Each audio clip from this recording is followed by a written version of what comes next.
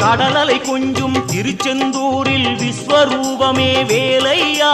பழமுதி சோலை அறுவடை வீடும் புண்ணிய தரிசனம் முருகையா